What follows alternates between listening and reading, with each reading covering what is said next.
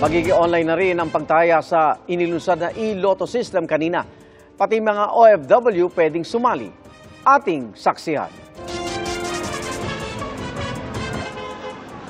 Pati pagtaya sa loto, magagawa na rin online. Ilang pindot lang sa kahit anong device. Pwedeng magbukas ng account na gagamitin sa pagbili ng lotto ticket. Basta't maibigay ang mga hinihinging detalye at ID at bawal pa rin sumali ang mga minor de edad. Probably next month we will have the apps of iOS and Google Play with us. Maraming online na sugal ngayon. Mas malulong talaga. Ay, lalo na ngayon yung mga tao may mga gadget na eh. Gusto yung outlet. Mas madali yun, mas maganda. Nasa tao yun eh. Napipigilan mo naman kung ayaw mo tumaya eh, di ba? Pero sa akin, mas kasi pila ka pa, di ba? Pwedeng tumaya kahit saan at magagawa na yan pati ng mga overseas Filipino worker.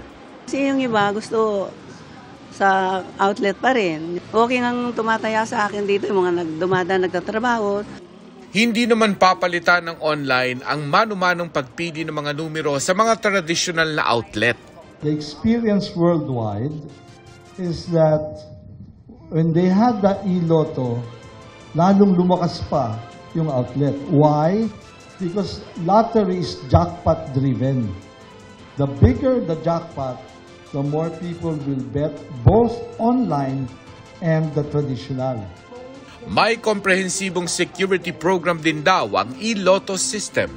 This is to protect the player data from unauthorized access, use, or even disclosure. No? The e-lotto will also implement a multi-factor authentication and KYC to protect customer information and account. Para sa GMA Integrated News, Mark Salazar, ang inyong saksi. Mga kaibigan, samahan nyo kaming saksihan ng mga balita. Mag-subscribe sa GMA Integrated News sa YouTube.